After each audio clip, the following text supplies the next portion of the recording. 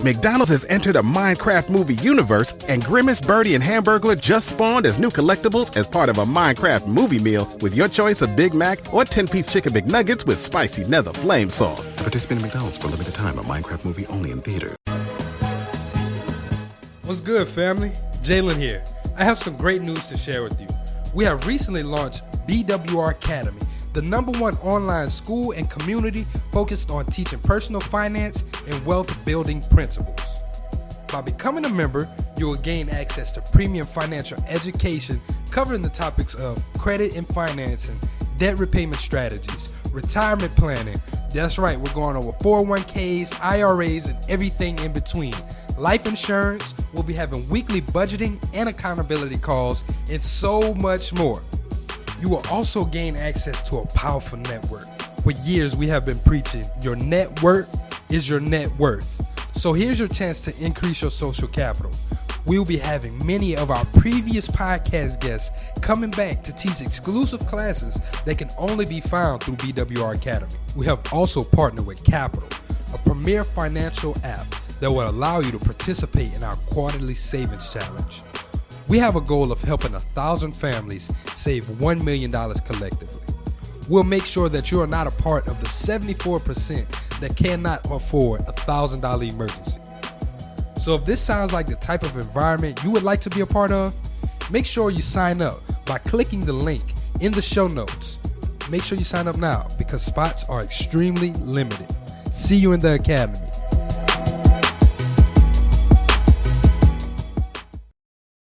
What's up, y'all?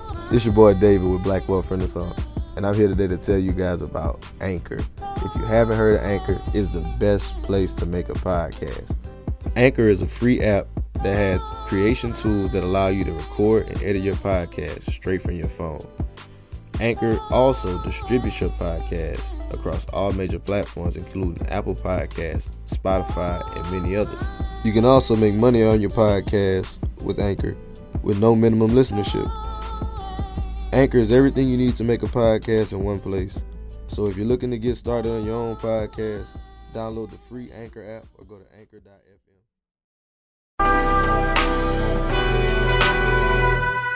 Yo, what's good, everybody? It's your boy Kelly here, and I want to say thank you for listening to the Black Wealth Renaissance Podcast, because without you all, we would not be here. And I have a very exclusive announcement to make. We are releasing a brand new show. That's right, we're coming out with a brand new podcast called What's on Your Timeline. We're taking that little segment out of our podcast. We're making it a brand new show exclusively on Patreon. So click the link below, join our Patreon for as little as $5 a month. You'll get an episode every week of a raw, unfiltered, unedited versions of us. You get to hear from me, Jalen, David, and even Jared. You get to hear what we think about on our timeline. You get to hear what we're into, what are we listening to, what are we learning, and we'll get to even teach some things possibly. And I promise you won't regret it. We're going to talk about stocks, we're going to talk about crypto, we're going to talk about real estate, we're going to talk about the Federal Reserve.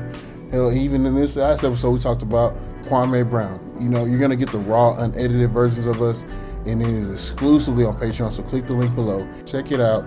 Tell us what you think. If you want to join, like I said, again, click the link below. It's only $5. Literally $1, almost $1 a week, you can get a brand new episode of What's on Your Timeline. So, and we appreciate y'all for rocking with us.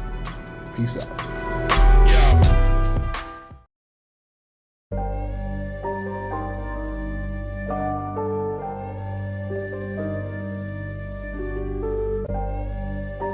You know the rules of the game. Yeah. You know the rules of the game. I don't care what color. Can you make me 100 million? Let's talk money. Can you make me that? If you can't make me that, I don't want to talk to you. You shouldn't even be at this table. Hey, I got money on my mind. I'm just trying to get some dough. I ain't picking up my line unless it's money on the phone. Gotta get it on the daily. All I want is dubs. You know what I'm on. I've been chasing after paper. All I know is run money marathon. Do 5 years of this and be a millionaire and go on do what I want to do, have kids, go live my chip and joy in the games life out here in Texas, or struggle for the next few years. The choice is yours. What's up, guys? Welcome to the Black Wealth Renaissance Podcast. Our goal of this podcast is to normalize black wealth and share helpful resources and tips we believe will be useful in attaining and maintaining generational wealth. Please feel free to rate and comment on our podcast. We would love to hear all feedback you have. Now, enjoy the show. Welcome, everybody, to another episode of the Black Wealth Renaissance Podcast. Your boy, David Bella, 1/4 of the Black Wealth Renaissance, checking in on my co-host for the episode. Jalen, how you feeling, my brother? What's good? What's good? It's your boy, Jalen, man. Another quarter of the Black Wealth Renaissance. Feeling good, feeling great. Finally feeling good, man. In warm temperatures, not below. We ain't got ice going all over the place. So it feels great, man. I'm feeling good. Back in a week, dog. It was crazy last week, but now we better back hiding and getting things cracking, man. So I'm blessed, man. But besides that, man, like everybody, please go comment, rate, subscribe, review to the podcast if you have not done so already. We really, really appreciate it. Your opinion, your thoughts, any type of thing that you think that we can do to improve the podcast, let us know. We definitely listen. We're paying attention. Don't think that your thought will go unheard. Facts. And speaking of listening and paying attention, man, I want y'all to get ready to listen and pay attention to this episode because we got another great one coming y'all way. It's a question we get a lot, and this brother is going to be able to answer it for us. People always, they want to pick up a camera or something, do it like as a side gig or learn how they can start a business in photography and videography. So we got us a brother out of Atlanta on the podcast today who is absolutely killing it in the game. He went from being an employee to self-employed videographer to running multiple businesses outside of this thing and really creating a lane for people to learn about photography and videography as a business. We have none other than Mr. Brandon Dixon, aka Brandon. Shout me, Brandon. How you doing, bro? Oh yeah, what's good? Oh, we got claps. We got audience. Yeah, man. First of all, we got here. I'm gonna create some claps too. Wait a minute. Let me get something. Let me find something. How y'all feeling, man? Jalen, David, I appreciate you guys having me on your guys' platform, man. I'm excited to actually be able to teach and be able to not only teach other people, but also to be able to learn from you guys as well. So let's get this thing. Hey, man, appreciate you for taking your time out your day. I know you got a busy, hectic schedule, so definitely appreciate you for taking that time out so you can teach and so we can connect. We definitely look forward to learning from you. So we're just trying to give some value with this conversation. And with that being said, we just jump right on into it. So, Brandon, how did you get started? When was the first time you picked up that camera and said, you know what, I think photography is for me? Yeah, for real. So about 12 years ago, like I was in a small hometown called Wilson, North Carolina. And I was trying to be a rapper, trying, right? I was really trying, like literally did everything. I was, did everything from getting the mixtape, putting them out there in the corner stores and all that, just really hustling, trying to be an artist.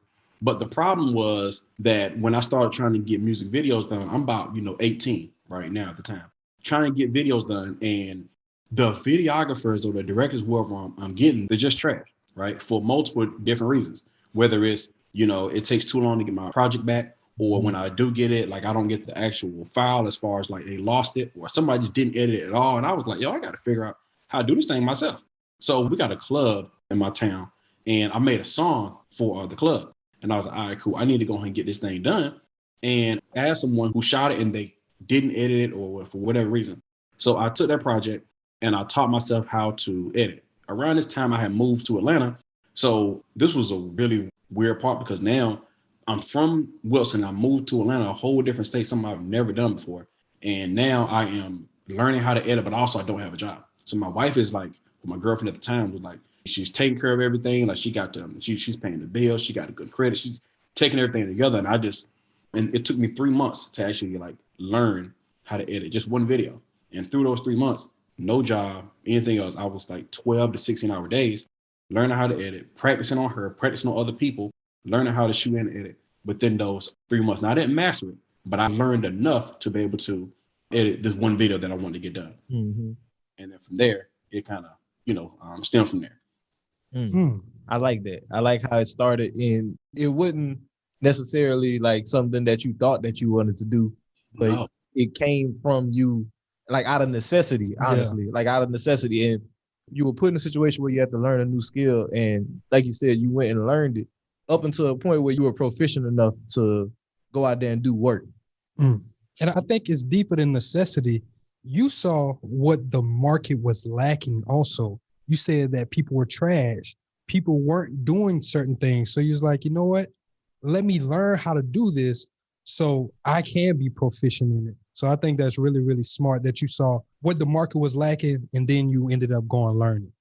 For sure. But even then I was like, I still don't want to shoot. I need to be able to get a camera, whatever. So now I'm like, since they can't do what I need them to do, I'll just do it myself.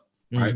I'll shoot it myself. I'll edit it myself. Me and my brother going to go out there and we're going to do this thing. We're going to be Soldier Boy them, Roscoe Dash them. Rap. You know what I'm saying? We're going to be Soldier Boy them. You know what I'm saying? We're going to be out here and we're going to do something. But the weird thing is the way I had to practice is not only the editing piece, but I had to learn how to shoot too. So I'll say, all right, Jalen and David, let's say, you guys were one of my friends at the time. I said, all right, cool. I need to learn how to do like these rap videos, these music videos. So Jalen, David, listen, I ain't going to charge y'all. I didn't learn how to do this video. So y'all got some songs? Let me shoot a song for y'all so I can learn how to do this thing. McDonald's has entered a Minecraft movie universe, and Grimace, Birdie, and Hamburglar just spawned as new collectibles in the overworld. Now for a limited time, you can get one of 6 McDonald's collectibles when you order a Minecraft movie meal. Ooh. With your choice of Big Mac or 10-piece chicken McNuggets with spicy nether flame sauce. Available now in a biome near you. Oh, and at your local McDonald's. I participate in McDonald's for a limited time. A Minecraft movie only in theaters. So I'll shoot a song for you, and then you'll turn around and say, hey, that video is dope. Can you do another one? And I'll pay you for it this time. I'm like, you showed them the work already. Yeah. How much you talking right now? How much you talking about? What, $200? Man, listen, I took that money. I'm take $200, you know what I'm saying? And then they was like, all right, cool. I'm glad you did that. Let me go in and have you do my friend's video too. No, listen, I'm still trying to do songs now. I mean, it's cool. I'll take the money, but I'm still trying to do these songs. They're like, yeah, that's cool. And I'm like, I'm trying to get on hooks and everything. Nah, bro, you the camera guy now for my other friends. And now they're paying me to do it. So now my artist skill level, I start doing less of this and more of the actual video work. And I kind of want to go into that. What type of mentality was that whenever you felt like, it wasn't necessarily what you wanted to do. It wasn't what you was passionate about, but it was starting to pay the bills, because that's something that Dre talks about a lot. Not going after your passion sometimes, but you need to go with what's making these profits. So what type of mindset did you go through whenever you was like, we don't want your music, but come help us on these cameras? Yeah, so here's what's crazy. There's this thing like, you got your passion, right? The things that you are passionate. Well, I wouldn't even say passion, right? Because I don't want people to, because a lot of times people will see passion and they'll say, oh, great, this is something that I actually need to do. I'm passionate, but I need to get paid for this. Not necessarily. I feel like I like to create a difference between gifts and talents, right? So my actual God-given gift was actually like me being funny and things of that nature, right? And I'm talented at a lot of things, right? At the time, I was talented at doing music, talented at, whatever, right? But then I'm also talented with like the visual aspect, the cameras and all that.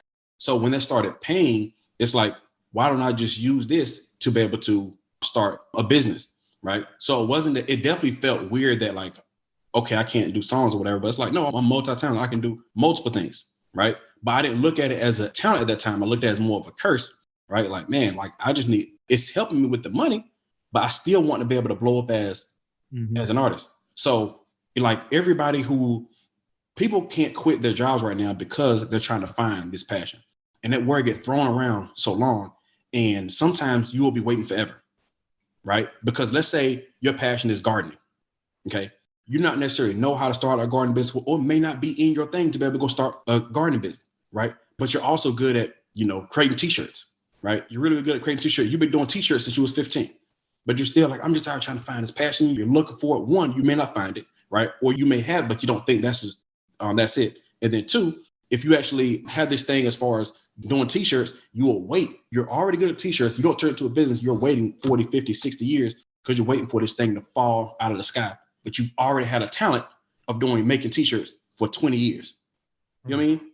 I've seen that. Like my last job I worked at, I was talking to people and I seen talents in them. And I was, and you guys know, you got friends who do stuff and you talk about stuff. And it's like, yeah, it's cool. I don't want to do that. I want to do something else. Like people who are really good at cooking. Oh, you should sell plates. Yeah, but I'm trying to do real estate. Right. But you can just sell plates though. Yeah, but I don't want to cook. I want to do real estate. Right. I see what everybody tell you to do real estate, stocks and all that. But you can actually do sell plate, do restaurant. You know what I mean? Restaurants, food truck. You can do that. They don't look at it as an option because everybody's looking for, hey, find the passion. Maybe it's real estate. I do love houses. No, dude, you cook. You cook. You know what I'm saying? It's weird and people confused about that. Does that make sense? Yeah. Nah, yeah, you making perfect sense, my brother. But yeah, I like that conversation on it just because it goes back to what Brother Dre was saying. Yeah, it's good to look and see what everybody else doing, but where you the sauce? And whenever you got your sauce, you got to start looking to exploit it. So I kind of want to get into now, like whenever you started taking some of that money from these first couple jobs, you said you were unemployed for a few months. I'm pretty sure that was okay, like, yeah, I got something here now. Like, what did it look like really taking it and making it a business from those first few jobs? Like, yeah. So throughout those 3 months, that was a very dark and low point in my life, because as a man, you're looking at your girlfriend taking care of everything. You feel like you're not good enough. You're supposed to be the man in the house, but provide for your wife, your daughter, and things like that. And when I couldn't do that, it seemed like I'm just not doing anything, even though I'm working on editing, because I'm still trying to listen, this dream is going to come true. I'm going to blow up and be a famous artist, all over the world or whatever. Right. And the thing hasn't got here. And I'm still looking for jobs. Right. So even though this photography was a side hustle, it wasn't a full on like business, actually making like big profits till maybe, 5 years later. Right. Until after I went into different industries. Right. Mm-hmm. So it started from, I'm doing this for 3 months. Even though I'm unemployed, I wasn't self-employed. It was like, okay, I'm not doing this. I'm not even doing stuff to make ends meet. I did maybe like 2 jobs or whatever just to learn how to practice, but it wasn't anything to say, all right, cool. You still need to get back to work. Right. So after 3 months, I got a job. Then I started working some warehouse stuff, like just some random temporary jobs. I was up here in a freezer joint one time. I was throwing food. It was all type of weird stuff was going on. Right. And then years later, I stopped doing music videos and I went over to start doing films. Right. Mm-hmm. I started doing, films, commercials, and things like that. I've been into multiple industries. Right. When I started doing films, I did like 3 of my own like short films, produced, directed, things like that. Because I felt like music videos felt like it was a cap. Right. I was like, I don't want to do this. I don't want to be in the trap house again. I'm just done. Right. I don't want to keep doing this. Right. If people, I just don't want to do it. So I said, let me go over to films and started doing that. And that started being a little bit more successful as well. Like being in the local screenings and all that stuff. My actors winning awards and things of that nature. That just really expanded my actual vision for the things that I want to do. But then there was no money in that.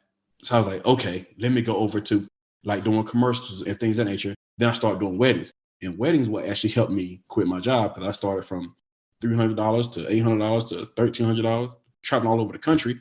And then now to that point, I was getting maybe about $1,500 to $2,000 a wedding.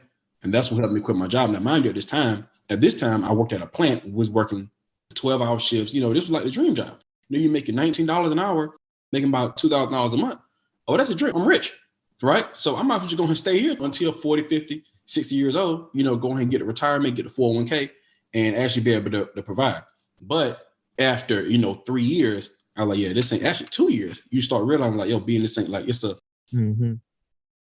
I can't keep doing the quarterly reviews, the yearly reviews. I don't know if you guys worked at a job where you do like they got the quarterly and the yearly review and you get the raise. The raise is like $19.10 or $19.25. So you get like a 10 to 25 cent raise. Y'all work a job like that? Y'all work something like that? Yeah. Oh yeah. Yeah. First job. That's how they did that. It wasn't like quarterly, but at the end of the year, I think I worked there like 2 years of part-time job.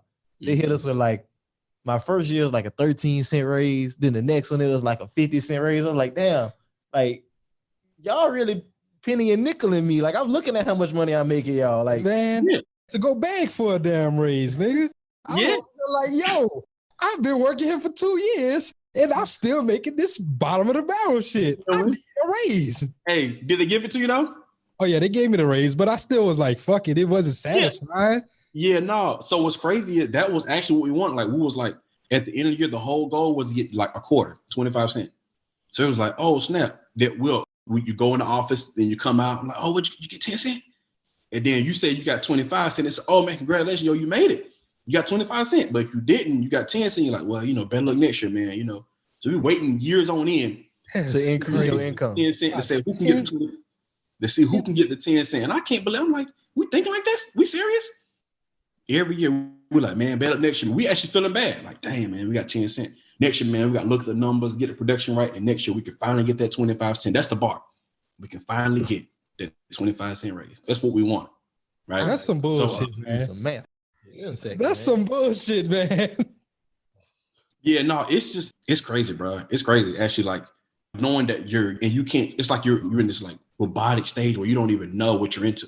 Like you're in the matrix, but you don't know you're in the matrix.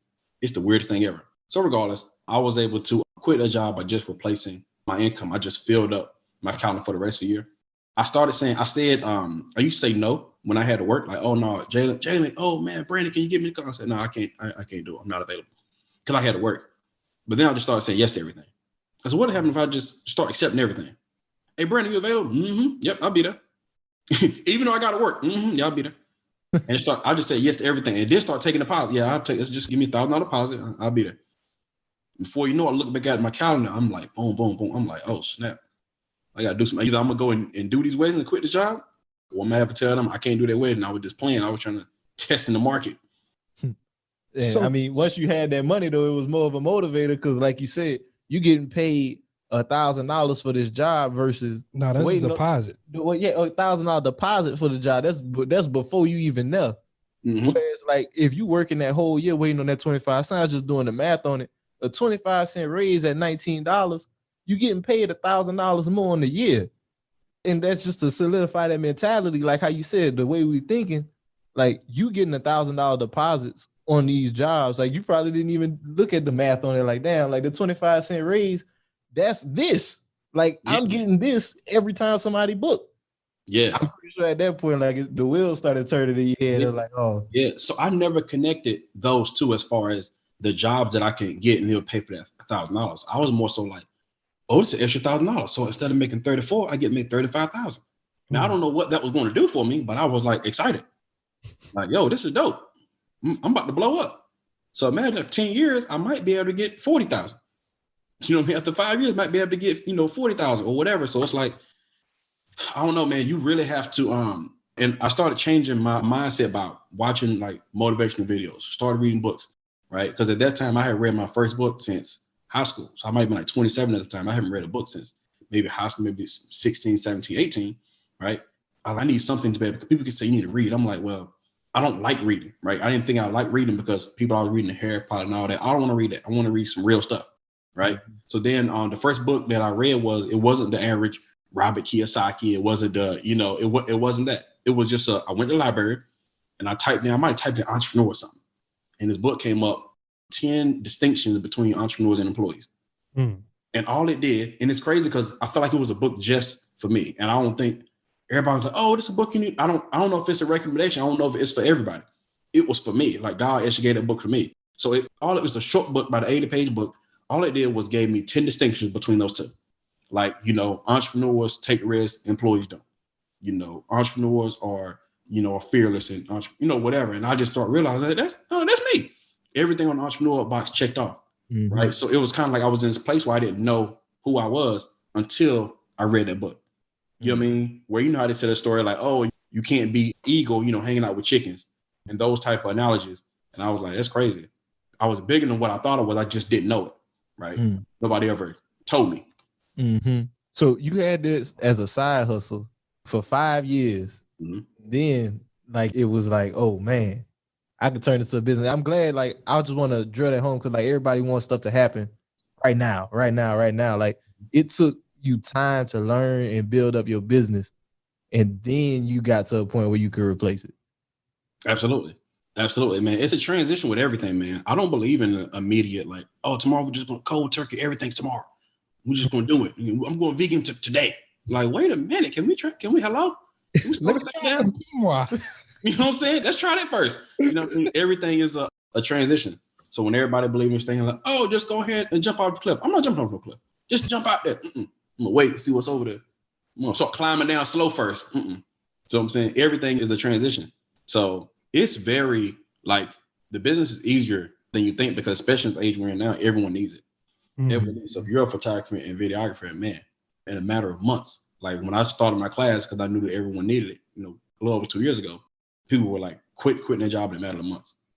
Like took all the mistakes that I was, I didn't know I was, sitting around not thinking I could turn this thing into actual business because I always thought of it as a side hustle. Mm-hmm. That it's just something I just do on the side. You know what I mean? Because come from where I come from, you don't have business. You just have things you do on the side. Well, that's just something I do. You know what I'm saying? Oh, I just wash cars. I make a couple $100 washing cars because you need extra stuff because a lot of times your job is not enough. You need extra stuff to be able to help you pay the bills. And that's what I was raised on. You do that. And if you can do some extra stuff on the side, make some money, go cut some grass, go do something, you go do that. make an extra $100, $200. That was it, right? But I didn't realize that. I didn't know that it could turn into a business. There was nobody to look up to and say, oh, look at the stuff I'm doing. Now you can look at YouTube and like, I guess your thing was, your success would be, I can be a famous YouTuber. But that's it.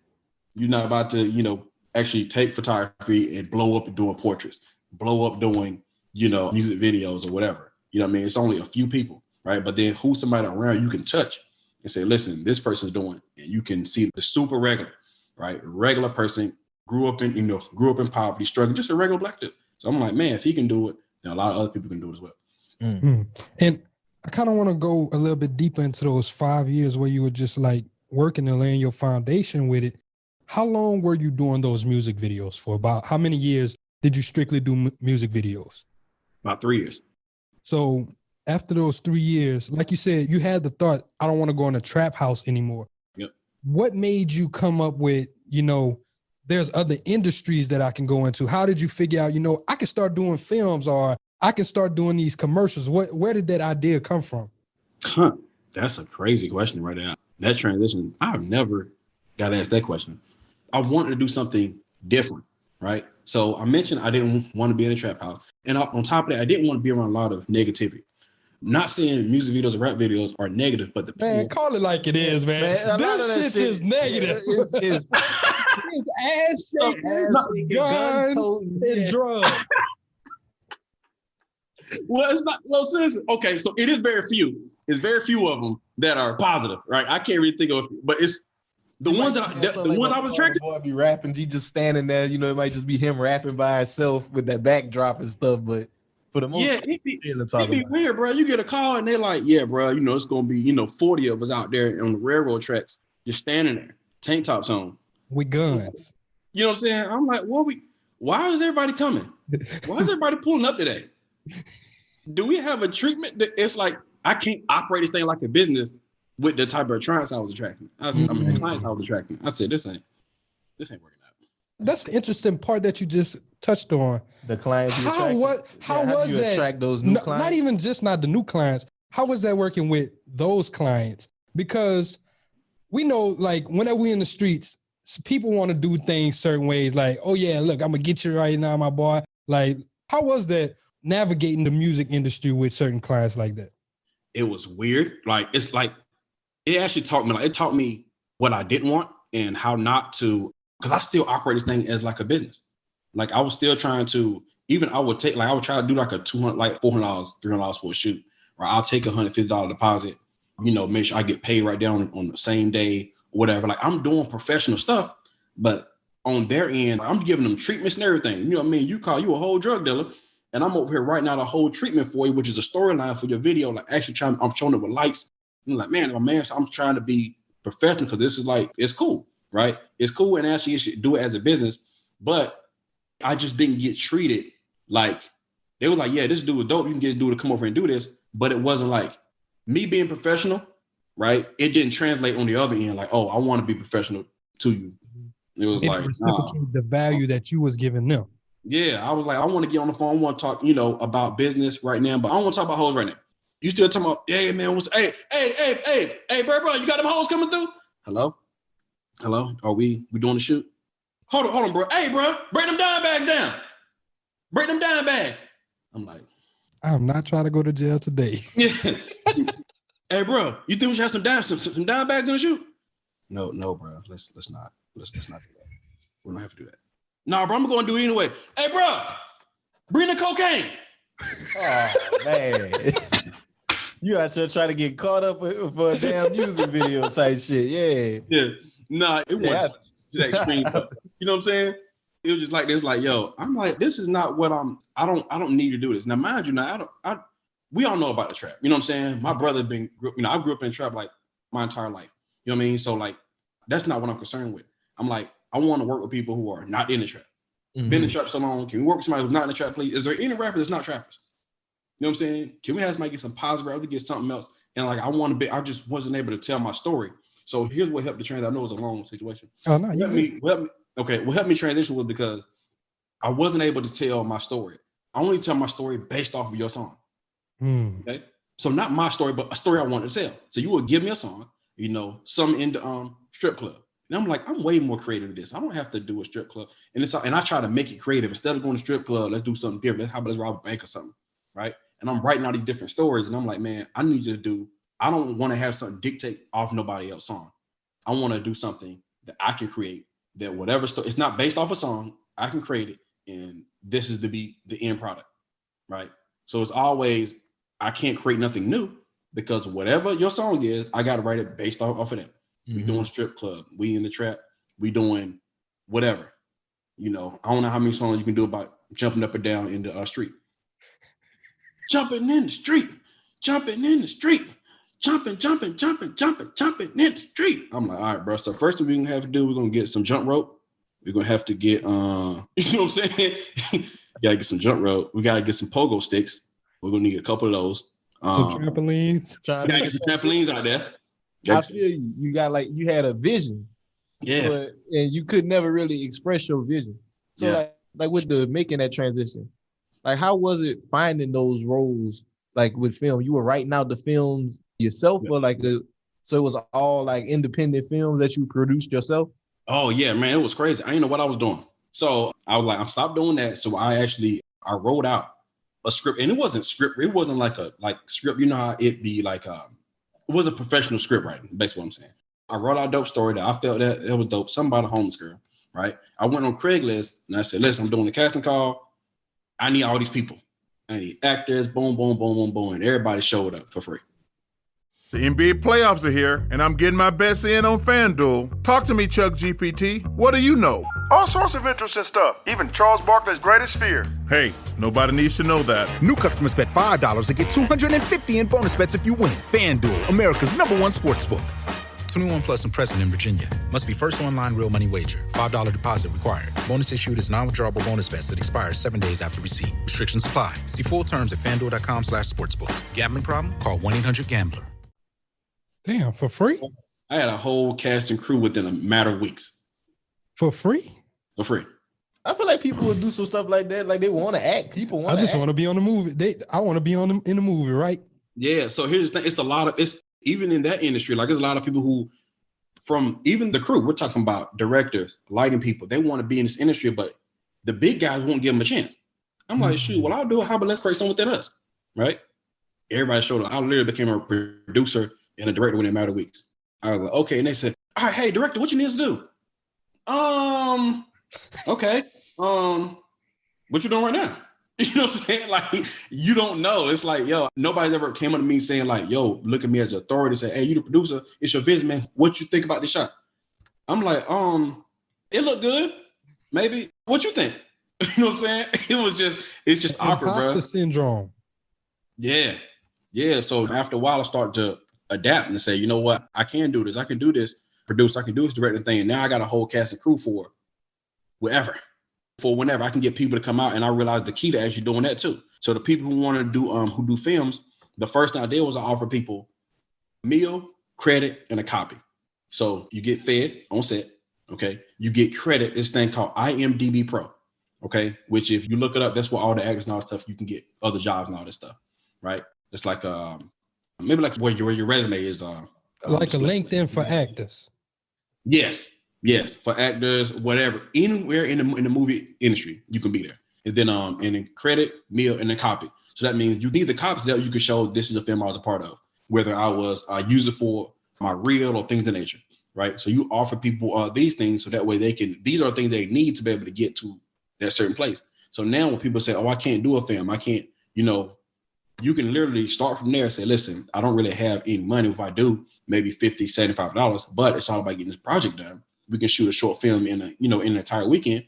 You will get a copy. You will get credit. So now it's the benefit for you because now your portfolio is adding up and you got a copy of all the films you did. So now when you go to a high-end director, you get to show all the stuff that you did. Mm-hmm. The first one cost was less than $1,000. I did like a 14-minute film for less than $1,000. That's dope. Can you tell me what was the name of that website again? IMDb Pro. It's I, M as in Mary, D as in Delta, and B as in Bravo. IMDb Pro. So IMDb Pro. How did you get? Well, it might just be IMDb. I think Pro, you need a Pro account. So it's actually just IMDb. What's good, family? Jalen here. I have some great news to share with you. we have recently launched BWR Academy, the #1 online school and community focused on teaching personal finance and wealth building principles. By becoming a member, you will gain access to premium financial education covering the topics of credit and financing, debt repayment strategies, retirement planning. That's right, we're going over 401ks, IRAs, and everything in between. Life insurance, we'll be having weekly budgeting and accountability calls, and so much more. You will also gain access to a powerful network. For years, we have been preaching your net worth is your net worth. So here's your chance to increase your social capital. We will be having many of our previous podcast guests coming back to teach exclusive classes that can only be found through BWR Academy. We have also partnered with Capital, a premier financial app that will allow you to participate in our quarterly savings challenge. We have a goal of helping 1,000 families save $1 million collectively. We'll make sure that you are not a part of the 74% that cannot afford a $1,000 emergency.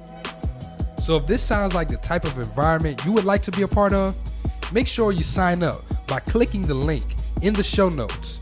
Make sure you sign up now because spots are extremely limited. See you in the academy.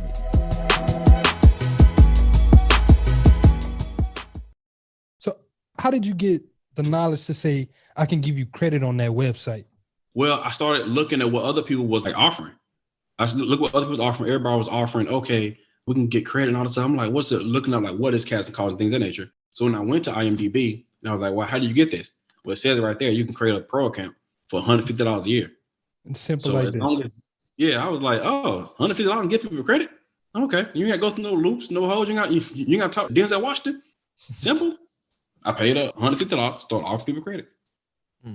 So from there, you found a creative way to source your own cast. And I love that because it's beneficial to both of y'all because y'all both building out y'all portfolio. So from that portfolio, like how many films did you do before you found your way transitioning into the commercials and the commercials and then the wins? Yeah, I did like 3. I did 3 like short films and like 2 web series. And I did some camera crew stuff for some other films and things of that nature. But between those 5 projects, I realized that being creative is not helping me get paid. I realized that being creative is not helping me get paid because now I can do all these ideas and all that, but I don't know what to do with it, right? It's a lot of photographers and videographers out here that are super, super creative, but they're broke. They're super, super talented, but they're broke. I don't have any business structure. I don't have it. I'm just out here shooting stuff because it looks cool. I want to do stories. I want to do all this stuff. I want to just share my ideas, but that's not enough. You need a business model. You need a pricing model, right? You need to understand how to operate this thing as a business. And I was just like doing it and money was coming out the drain. I was like, I ain't got no money coming back. I don't know how to create a return on investment, right? So I said, I need to go into something. Now I stopped doing that because I need to go into something that's going to pay me. So now I'm back into searching for different things, right? And this is what people just call me and say, hey, can you do this? I'm like, yeah, I can do whatever. Now I'm in a limbo where this is where a lot of people fail at. So now I do 3 different things. I do commercials, I do films, and I do music videos. Although I haven't done one in a while, maybe a year or whatever. So, but I still do this. So now people don't trust me because I'm doing multiple things. It's like, oh, I want to call you to do my music video. You look at my website, it's everything on the site. You got music videos on there. You got a baby shower on there. You got a funeral video on there. It's like, well, how do I trust that you can do the job that you said that you can do? You know what I mean? So I tell people every time that let's say you're in multiple niches as a photographer or videographer, every time you post a different niche in there, it's a decrease in your pay. Okay. So, yeah, I bet that's contrary to popular belief, I bet. It is. I didn't realize it was, right? Because I've been through it already. And then when I started doing this thing in niche, notice when through this storyline, notice I've been doing one thing at a time up until this point. And they've both been successful, essentially. Right? Or in my level of success. One thing at a time. It was only in this point in my life where I was doing 3 things where it didn't work out. It's something, why this ain't working? I'm thinking if I do multiple things, that's multiple monies. You know what I mean? Multiple things is multiple monies at the same time. I'm not saying you don't need to do multiple streams. It's a process for that. But I was like, these multiple things is multiple money. So I'm like, boom, I do commercials for a lot of money. I can charge people to do their films for a lot of money. And I can charge people to do music videos. The problem was the trust wasn't there. I can't trust that you can do this. Oh, I do everything. Right? So as opposed to me getting maybe a $500 for a music video, right? Well, actually, people might budget it for more, maybe $15,000, $2,000, right? They say, yeah, well, I see you doing other stuff. I don't want to know if I'm going to take my chance with all of my money. I might give them $250. I might give them $200, right?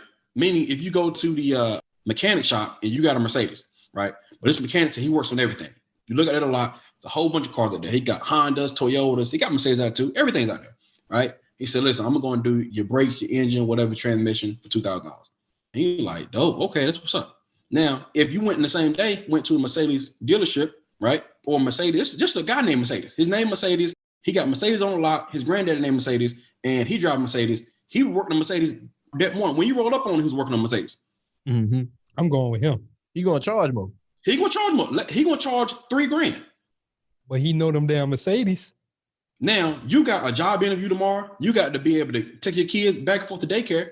Are you going to Mr. Do Everything, or are you going to Mr. Mercedes? I'm going to Mr. Mercedes. I'm going to Mr. Mercedes. You know what I'm saying? A lot of people don't want to take their chance on this. Like, man, I would much rather go to the specialist, right? I'm a pay a premium, right? But I'd much rather go to the specialist. So once I figured it out, not only can I charge more for being a specialist, it's easier to get jobs. Mm. It's easier. You come in and, and say I got Mercedes. Anybody who got a Mercedes, just come through. I got you. And then you start weeding everybody out. The problem is people think, oh, man, we not too many people. Oh, I'm trying to get these music video jobs too. I'm trying to get this too. No, it's a decrease in pay. Do one thing and charge more, right? Do you want $2,000 for a wedding, or do you want $500 for a wedding, right? Do you want to do $500 for a wedding, $500 for a music video, $500 for this, for a film, or do $2,000 for a wedding? That's it.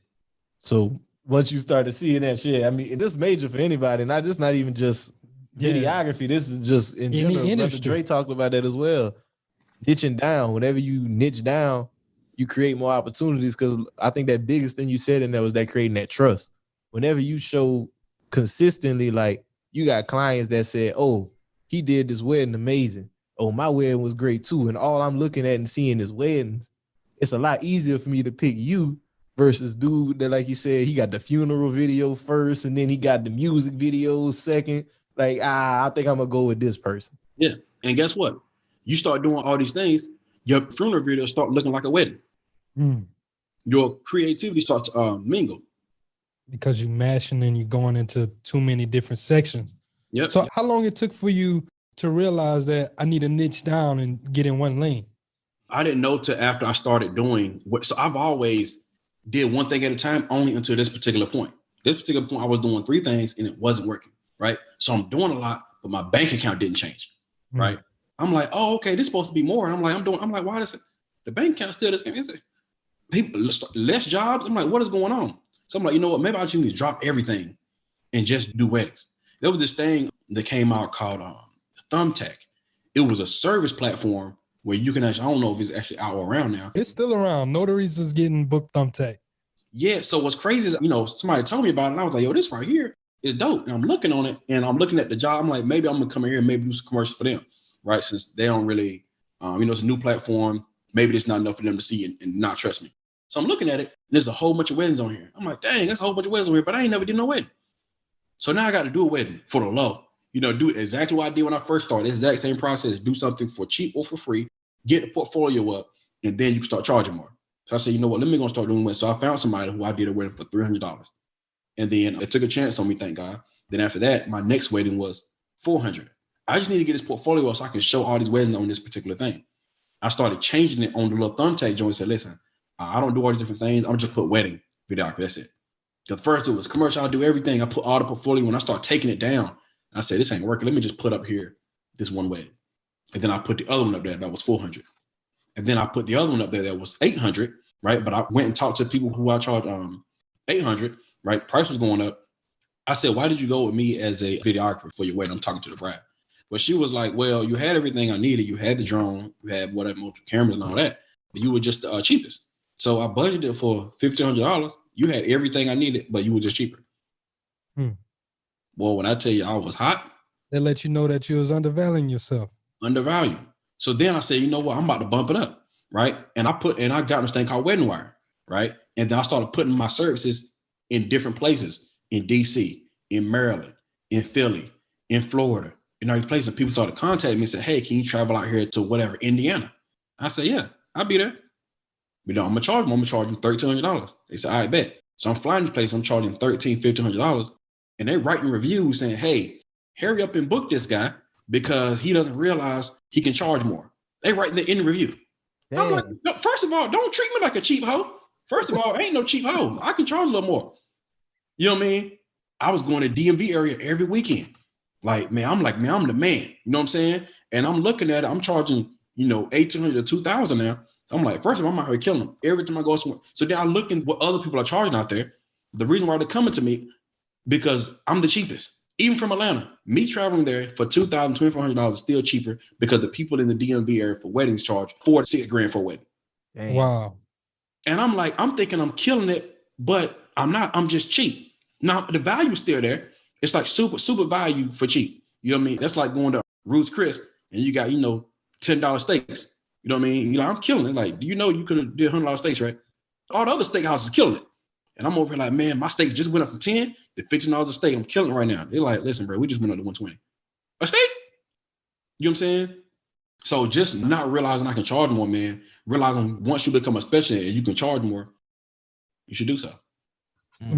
That's powerful. So you realize you could charge more, like you got all the testimonies from people, because you kind of answered some of what I wanted to ask along the lines of like marketing your service. So obviously you said you put together your portfolio based on your previous work with people like SD, and you would kind of get their reviews and do that. Mm-hmm. Were you hosting like all it just on those types of websites, or did you have your own website and stuff too? No website. Dang. No website. So all people need to see is your portfolio. That's a myth, right?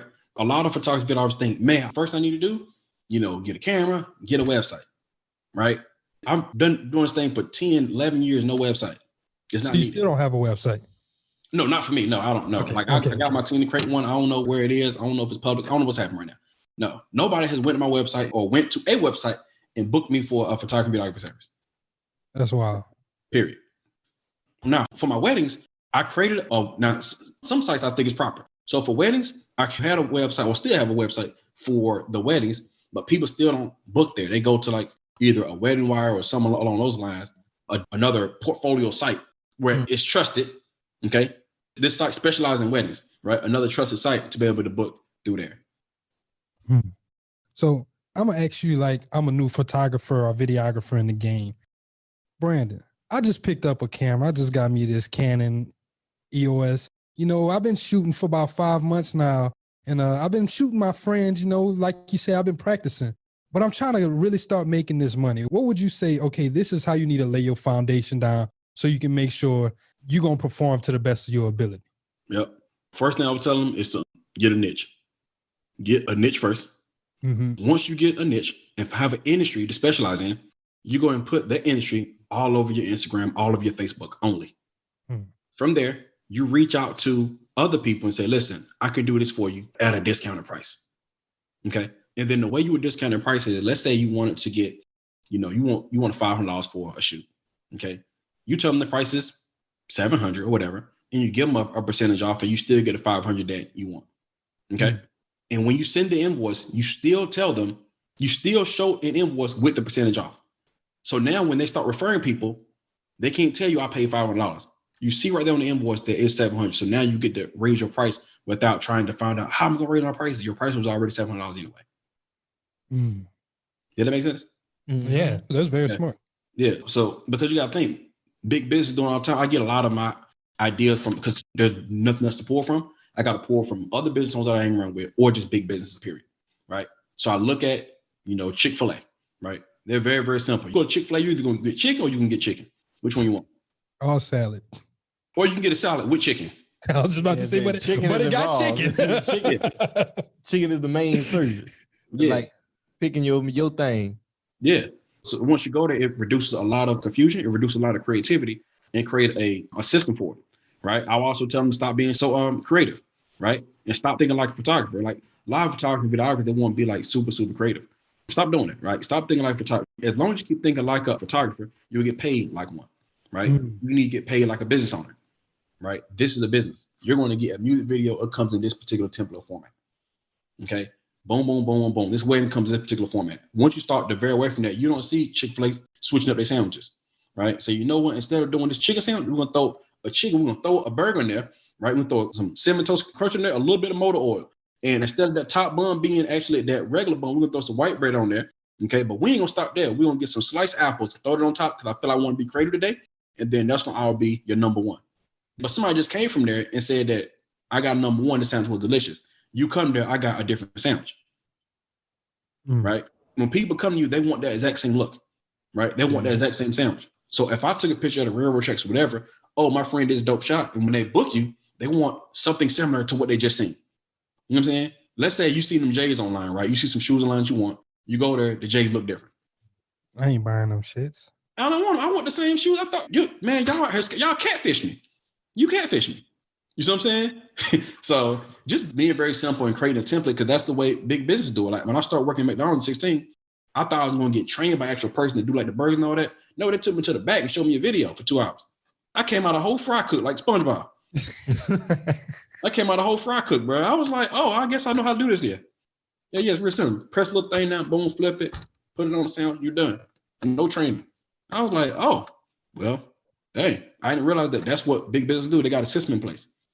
Mm-hmm. Like, setting up systems key, super duper key. You plan to succeed in any type of business, because especially like you just said, like whenever you don't have systems, it's real easy to fall into being inconsistent with shit. Absolutely. Like, because you don't have your own criteria. Mm-hmm. Yep. I'll just do whatever I feel creative today. So what happened if you stop being so creative? That happened to me, right? It happened to everybody. You know what I'm saying? So I could be in a spot where I can get your video back quickly. I can get your video back in, a couple of days. But now if I lose my creative juices, damn, what am I going to do today? Oh, why take so long? I'm just still thinking about what I'm going to do to this video. 2 months, you ain't got your video back yet because I got creative block. That doesn't make sense. Create a template, create a system, and say, listen, you're going to get the Chick-fil-A of videos. And the same way that person one liked this video, every person that refers to them, they're going to like the exact same video because they're all getting the same thing. So you might have some people that be like, but that person doesn't want to be like everybody else. Maybe they want to look a little different. Oh, well, they should go to somebody else. Simple like that. Not everybody your customer. You know what I'm saying? They can go to somebody else. You know what I'm saying? Because you came to me and, now, of course, you can make it different as you want to, but you don't want to get too much outside the box. I'm not telling people don't put your ideas out there, right? But if you get in a spot where you still feel like a lot of times, that's not the reason. A lot of times it's them. The photography wants to be creative. And if you want to be creative so bad, do it on your stuff, right? Don't do it on the client stuff. The client's getting Chick-fil-A sandwich. You can be Cheesecake Factory if you want to, okay? With a whole bunch of crap on the menu. But let the clients get what your industry is template or, systemized for, right? The system you created for on your business. If you want to be creative, you can be creative. Like I do creative stuff for me, right? Because what happens is I start being extra creative and people wouldn't like it. And that's when you find your next addition to something, right? Yeah. So wait, say that again? That's like whenever you find like your next addition, like if you would I see what you're saying. Like if you're thinking about something creative, you do it on your personal Instagram or like your personal brand and you share it. And if your people, your customers that still engage with you because you did them. How can I get that? Yeah, they're going to be Brandon, I need that deluxe chicken sandwich. Yeah, for sure. Now, for sure. Now we can do that. I know we're talking about chicken today, but I'm just saying we can definitely do that. But the thing is, you should do that creativity stuff on your own, right? On your own stuff. And of course, you could definitely add it as an addition. But what happened was I was like, you know what? I want to make everything different. When I started making everything different, adding a different, like I was saying earlier, adding the apples on there, adding the cinnamon toast or crunch on there, and they didn't like it. Like, I don't like to come trying stuff.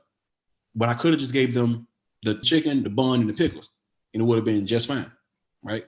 It decreased the editing process because it would take me a long time to edit only because I'm thinking and trying to be new, trying to be so everything has to be new and different. And then it'll take 2 weeks. Everything is new. I sent to listen, man, you're going to love it. I did more stuff on this one than anything else. I threw effects in there that I usually don't do. I threw whatever, this stuff on there, filters on there that I usually don't do. I put this shot in there that I usually don't do. It's my creative work yet. What you think? I don't like this. I paid you for the video that I wanted. Why you throw it in there? Ridiculous. I was trying to be creative. You know what I'm saying? Trying to be creative, right? But creative doesn't necessarily lead to more money. Mm-hmm. So moving forward, I want to go back to whenever you were about to quit that job. that plant job. Oh man. What was that mindset like? Like you said, you know, you just started taking it and you looked up and your calendar was filled.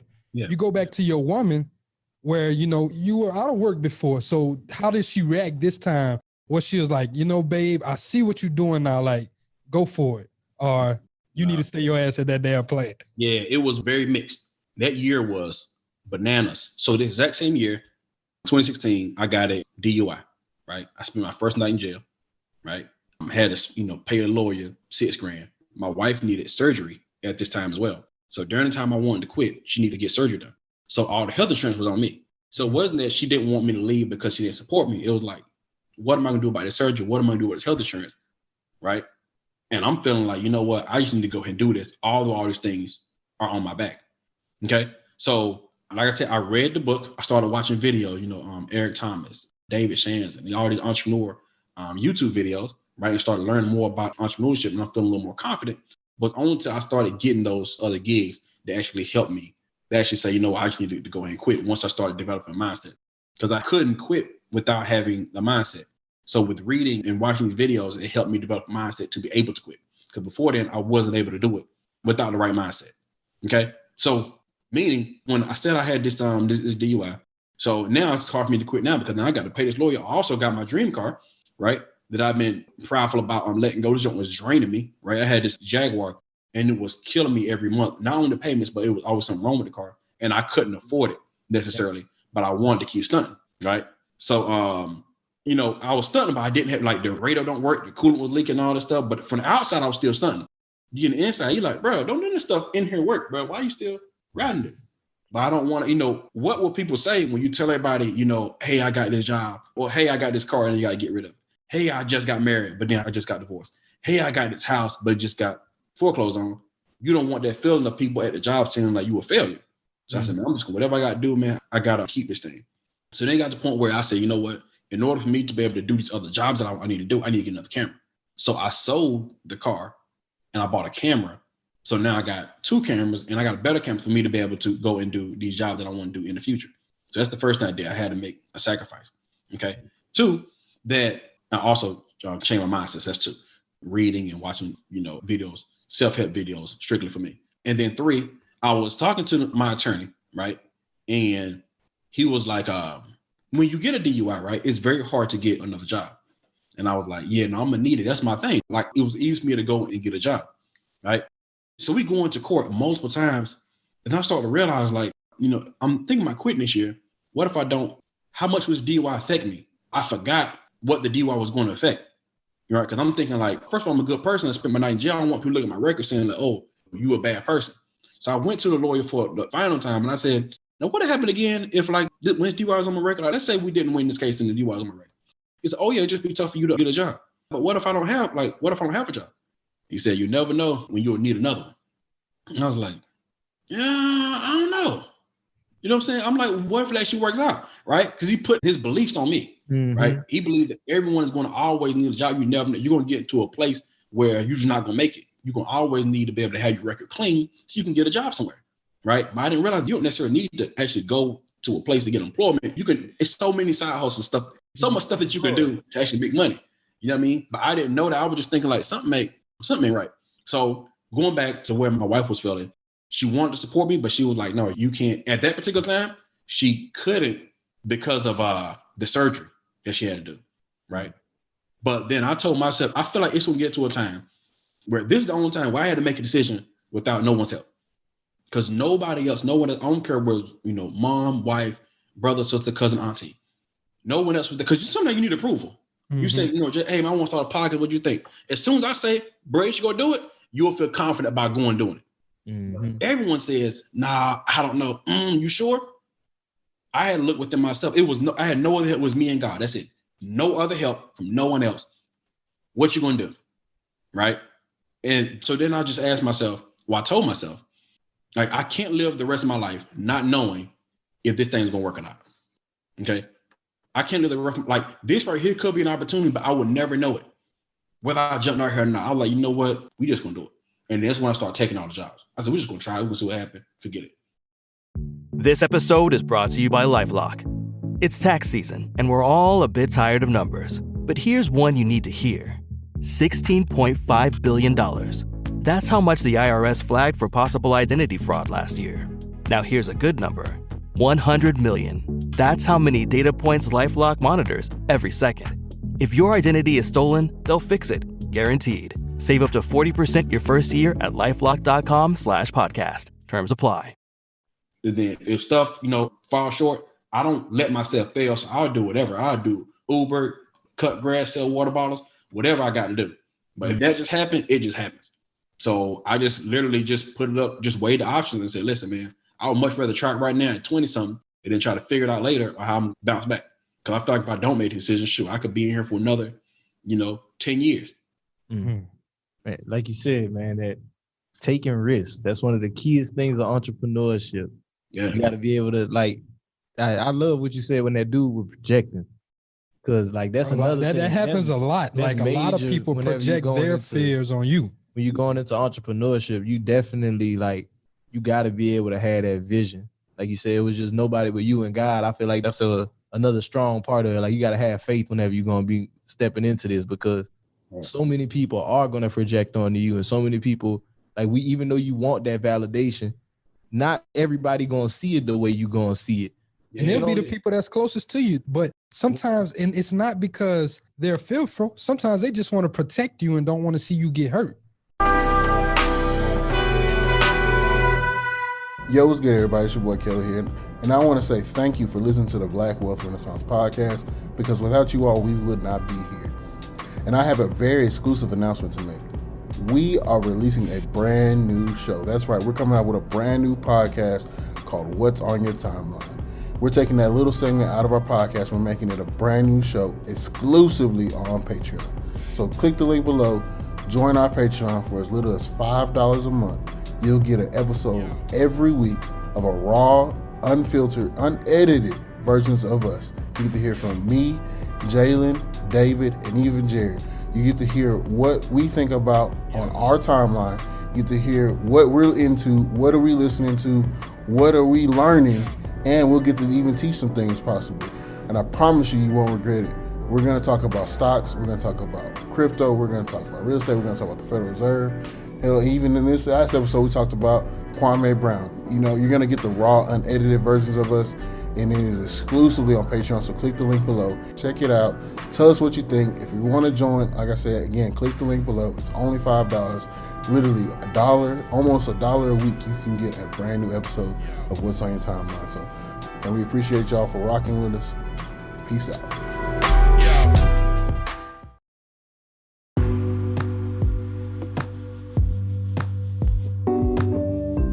Have you been thinking about starting a podcast, but you don't know exactly where to get started? Maybe you don't know exactly what equipment you should buy or who you should go through with the hosting platforms. Well, good news. I created a course just for you. It'll be showing you how to make the fewest mistakes possible on your podcasting journey. It's called the Podcaster's Playbook, and it's a total masterclass taught by me, showing you all the techniques and tricks that we use behind the scenes of the Black Wealth Renaissance Podcast. Swipe up now, click the link in the show notes so you can purchase the Podcaster's Playbook. Yeah, bro. It's just like, man, it's so easy. Had I just got somebody, y'all could have came in and said, bro, you should do it. Somebody just tell me I can do this, then I would do it. But nobody was like, man, I don't know. I'm like, come on, bro, I need something.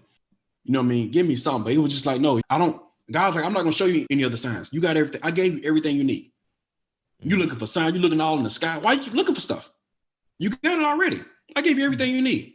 Yeah, but I need more camera. Bro, you got a camera. Well, I'm looking for, you got a house. Well, I need something else. How many signs you need? Once to hit you upside the head with one, you got everything you need. And it's like, you know what I mean? I'm saying this because that's why I was feeling myself. I was kept looking for, and a lot of times these are just excuses. I had excuses and I was looking for approvals. When I had everything I needed, God had already approved me before I made a decision. God had approved me 10 years ago before I made a decision. You know what I'm saying? What was that? Hey, man, we had to give it to you because look. Yeah, man, you over here spitting some hot fire, man. But Brandon, I had another question for you, my brother. With you with the videography business. So you found the lane, you found your niche, and we kind of talked about diversifying later. You turned this videography into multiple businesses afterward. Can you kind of speak to that? Like how after you found your lane, you can kind of diversify out? Yeah, for sure. So I feel like, especially, so I've been doing it 6 years at a time, and 6 years at a time when I quit. So it's like, as opposed to me looking for something else, I should just take this videography thing until the end of the time. I need to get everything I can out of it, right? Mm-hmm. A lot of people say, I've been doing 6 years, let me go and do something else. No, bro, you better get what you can out of that. You weren't doing it for nothing, right? So regardless, when I quit, the first person I met was David Shantz, right? So what you want to do is you want to be around other entrepreneurs, right? And this will help you, or be around other like-minded people, right? I didn't necessarily be around other photographers and videographers because they might not be the person you want to be around. Because guess what? Sometimes you around other photographers and videographers and y'all both struggling.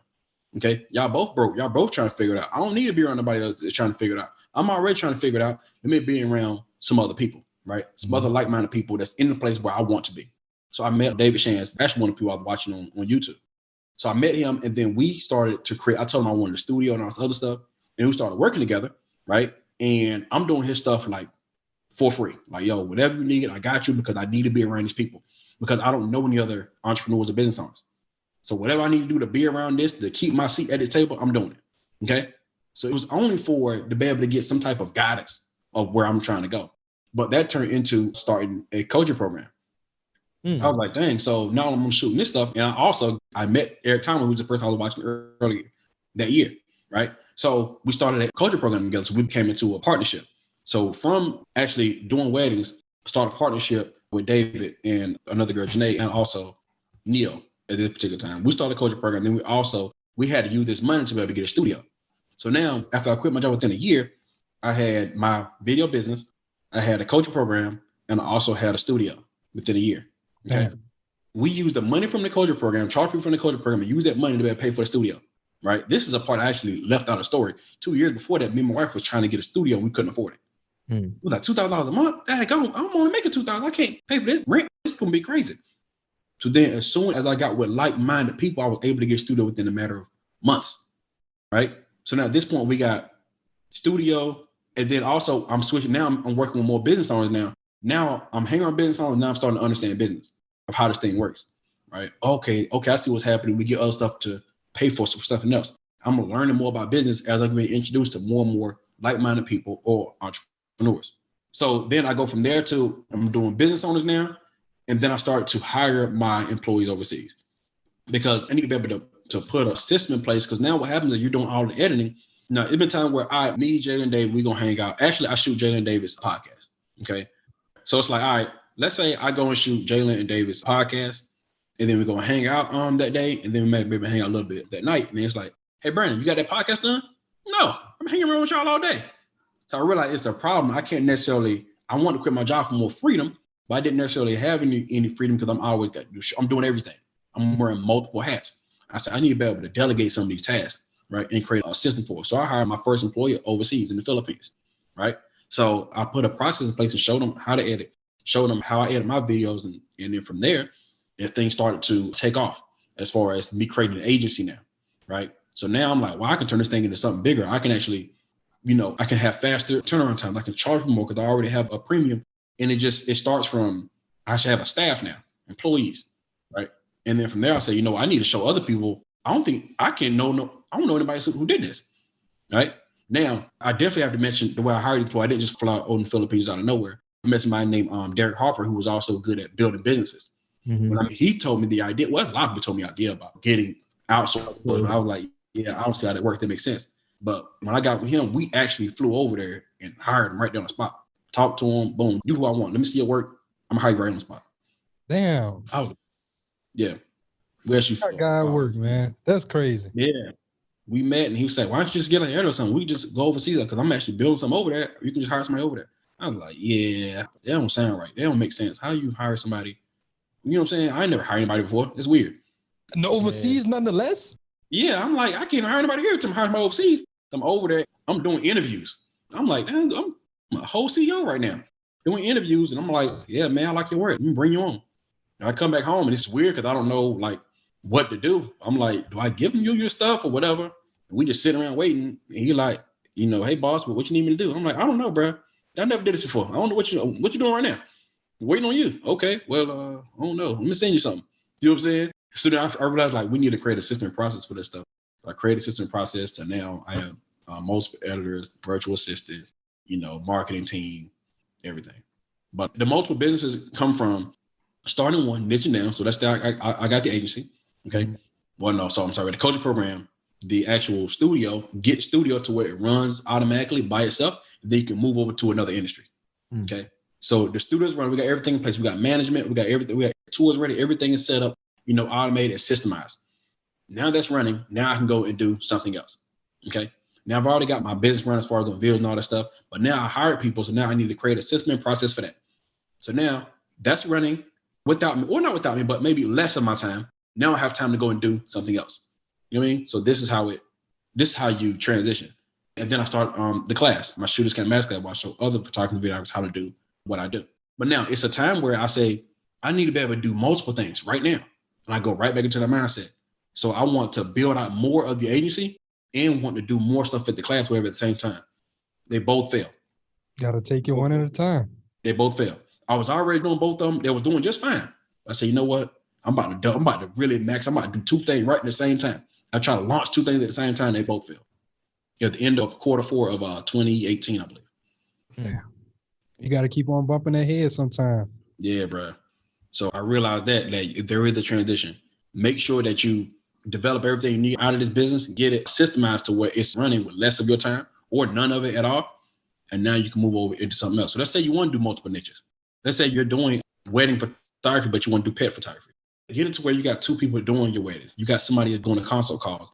You got somebody doing the editing or whatever. Now you got a whole wedding team. You charge people $3,000, $3,500. Your team goes out and do the wedding. You had a wedding photography company that's running without you actually being there. Money's coming there from there. Everybody's getting paid, including you. Now you can go out and do pet photography, okay, and do the same process over and over and over again. The problem is you want to do everything, okay, but there's going to be a cap because you're only one person.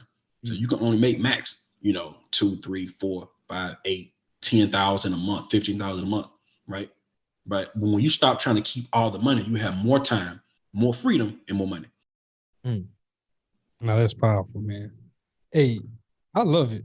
Yeah, I do. You look like you got something you're about to say. I wanted you to hit the message button again because my brother was preaching. But also, this guy. Also, I know I said that on my last question, but man, you dropping so much on here. I just got to ask you for one of my friends too. Yeah. This question is specific about the studio. You mentioned that you guys started the studio. You got some like-minded people together. Yeah. Could you kind of get just a little bit more on the studio, like what it kind of takes to go and get a studio? Like, what would you need? Like, I guess just the kind of like the setup for a studio. Yeah, man, a lot, man. So our studio was more like an event space. So it's a lot of moving parts. You're going to need a lot of upfront costs. Okay. So I recommend if you're trying to get a studio, you need to have, if not lots of money coming in on a consistent basis. Right. So you need to be able to have clients. So right now I do clients. If you have luxury to work in the industry where you get to have clients on a monthly basis, this is something that you can actually use because now I can charge clients on a monthly basis and this could potentially pay for my studio. But if you're on and off about, because you also have to, for us, we had to rent out the studio. So I guess you got 2 different options. You can either have an event space, a studio where other photographers out there can rent it out, or you can have a space where you just can do your actual shoots. So we went the event space route. Now, I'm not sure about the other one as far as you got a space and it's just you and all that. I already know about that. Not like a single studio. I'm not sure about that. But for like a bigger space, our space is 4,000 square feet. And we got event space, 2 photography areas, conference room, podcast room, 2 bathrooms. It's a huge space. It's a situation. So you have to, man, it's a lot of different barriers without getting too technical. But you want to find a location. Mm-hmm. 2, you want to find out what is the permit thing that you need for that location before you sign. So like maybe you can't have, loud music at a certain time. Maybe you can't have alcohol. Maybe whatever, right? Make sure this location is easy to find and find out what those permits look like. 3, you got to find out what's the demand in this particular area, right? What's the demand in this particular area? How many photographers do I know? Or whatever the reason I'm having the space for, what's the demand for in this particular area, right? So let's say I'm in Louisiana, but there's not a lot of, weddings happening there. Maybe I don't need, or, a lot of people getting acting shoots there. Maybe I don't need studio for that. Maybe I need more studio for more rappers because maybe more rappers in Louisiana, okay? So you also have to think about the market. right? Is there a need for your market if you're trying to make money off of it? Okay. Now, the goal is to really make money off of it. So now you can have a studio for free, right? As opposed to you paying your own stuff. You get to a point where you got people coming there paying for your studio. So now you can come in there and do your clients or do your shoots for free. So not only is it paying you, but you don't have to pay for a studio. Okay. But before you do that, you need to have something else paying for your studio, some type of passive income, right? Or something that's just going to pay you on a monthly basis to pay for the studio. So you don't have to worry about how you're going to come up with rent. Is rent like the biggest overhead that you would have? Yes, it is. But then you also got platforms to help you actually host your actual studio space, right? You know, peer space, all these different platforms to help you actually host your event. It could be different for different places, right? So it can be out there to more people, right? But for me, man, it's like, yo, it's a lot of effort. Getting started was more than what I thought. I didn't realize it was a 3-month build out, right? I didn't realize it took that long to actually build out the space. I was like, wow. I didn't realize you need to hire somebody to manage the space, right? I didn't realize you got to do tours on a number of occasions. So I also recommend just research all the stuff that goes into it. And are you willing to do this? Is it going to be enough money for you to be able to go into it? Because otherwise, if it's just a luxury, you might be better off just renting out something else. I appreciate you sharing that, man. Definitely more to think about with it than just getting the space and getting some cameras. Hell You yeah. gotta have your ducks in a row. I ain't even think about the manager touring. Like even we had a co-working space right now. They definitely have to hire somebody to do just that, just to show people around, because that's almost part of the essentially what it is. Yeah, no, for it. Like I was like, yo, this is so co-working spaces. So now if you can get a co-working space or rent out a studio, something like that, you get paid come $75, charge a client extra, charge them extra $150. You get to come and use the space. That may be a better fit for you to help you with keeping the overhead costs low. I mean, it's just options. Like some people, you know, it's not a necessity to blow up and say, I want to be a photographer. I want to have a studio. Like, maybe. Why not? You know what I mean? I'd much rather have my studio. I'd rather have a mobile studio, be wherever I want to. I want to be wherever I want to go. You know what I mean? If I want to fly overseas and do my photography stuff over there, we just fly over there and do it. I don't have to be locked into a particular location. Yeah. Speaking of traveling with your equipment and flying, is it a special way that you got to do some of your equipment? Because some of this stuff is very, you know. For sure. It is. It is. So for one, you got to keep all your battery stuff on you, right? On your actual carry-on. So keep it plain and simple. Think about when you go to a shoot, if they lose your bag, what are some things that you can still have on you that you can still do the shoot without? Meaning you don't want to put some stuff, whether it's batteries or maybe another camera, anything else in this particular check bag that if they lose it, can you still do your shoot without it? If you ask yourself that question, it's easier for you to be able to go out there and actually fly. Now, of course, you can't put batteries inside, like lithium batteries inside of your actual check bag, right? So in your check bag, most time it's tripods, whatever, lights and stuff like that. A lot of your camera equipment is on you, right? But some people might want to say, man, I want to take some camera equipment out the bag. Can you operate your shoot without it? If not, keep everything. You want to keep that thing tight and close to you, because you can't just roll it to a Best Buy.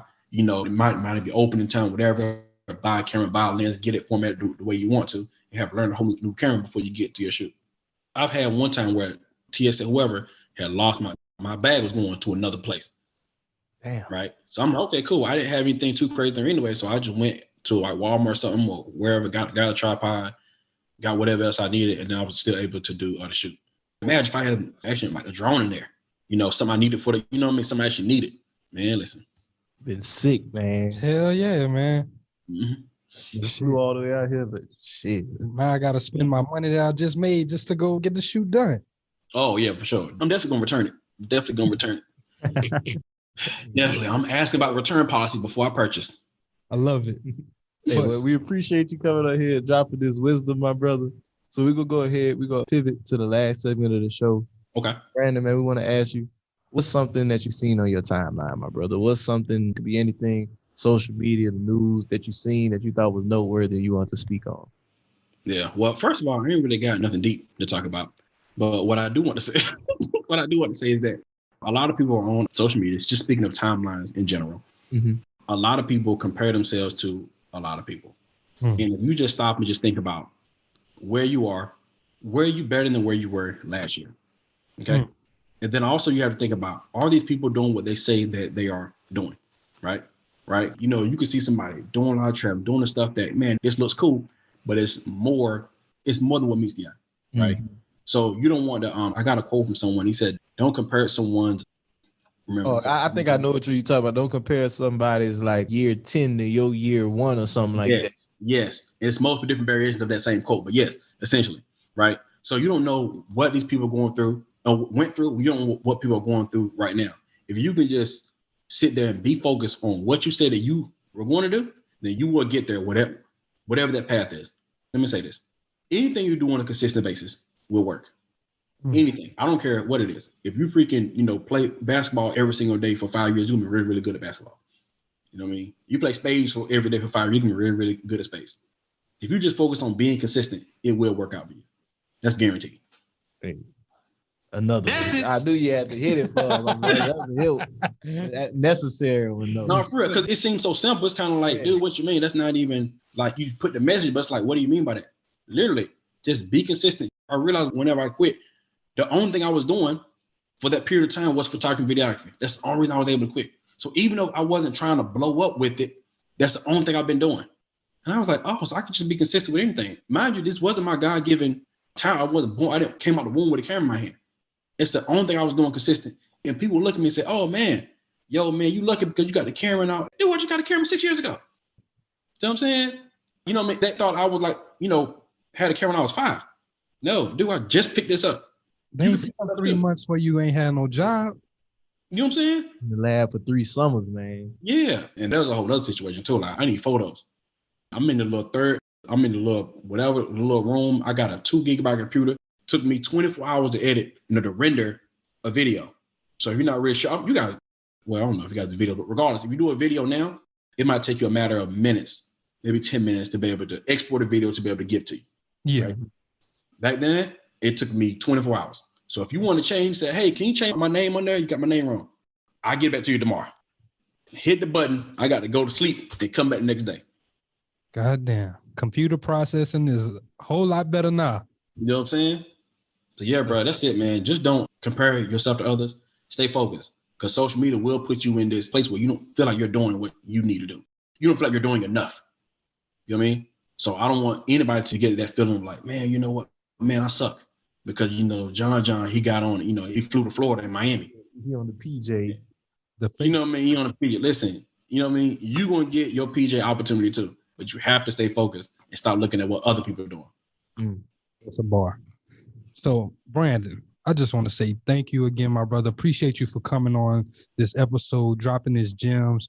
Hopefully all the photographers and videographers out there were able to gain something. But can you please just leave them and let them know where can they tap into you for any other type of tips or any other type of things that you got going on? I know you mentioned the course and everything. Like, just plug yourself in where they can find you. Yeah, for sure. So if you actually go to my Instagram, it's Brandon Shot Me. I do whole foolishness on there, but I do give a lot of tips on photography and videography. So if you need to learn more about business, go to Brandon Shot Me on Instagram.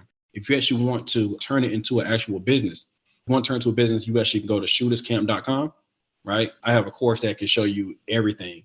And not only photography, videography, but, multiple streams for business credit, personal credit, just random stuff, just everything you're going to need plus more to be able to start, grow, and scale your photography and videography business.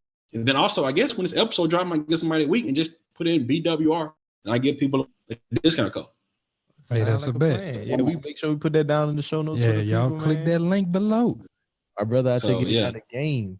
You would experience yourself so that y'all don't have to go and bump your head. Like I know you mentioned in there earlier, you got people 2-3 months out of the class, able to quit their job, able to replace their income. So definitely, yeah. Dope. Absolutely. Once again, appreciate you, my brother. But before we wrap this up, we're going to get into some house cleaning notes.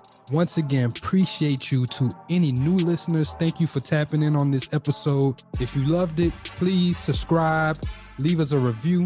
If you hated it, let us know why you didn't like it. Also, if you've been coming here with us, if you've been rocking out with us, appreciate y'all, family.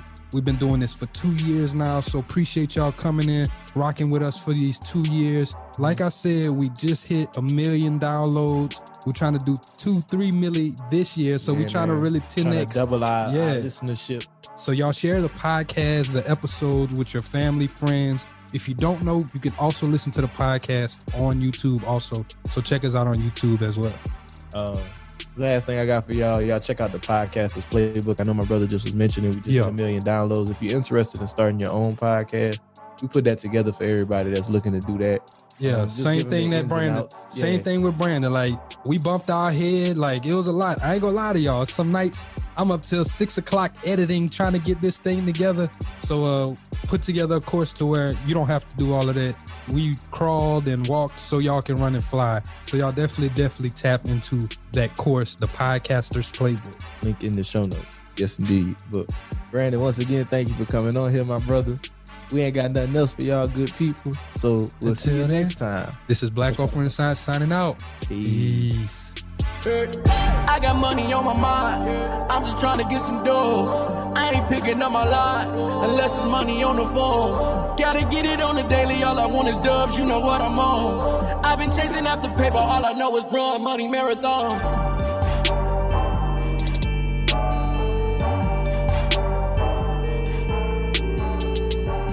McDonald's has entered a Minecraft movie universe, and Grimace, Birdie, and Hamburglar just spawned as new collectibles in the overworld. Now for a limited time, you can get one of 6 McDonald's collectibles when you order a Minecraft movie meal. Ooh. With your choice of Big Mac or 10-piece chicken McNuggets with spicy nether flame sauce. Available now in a biome near you. Oh, and at your local McDonald's. I participate in McDonald's for a limited time. A Minecraft movie only in theaters.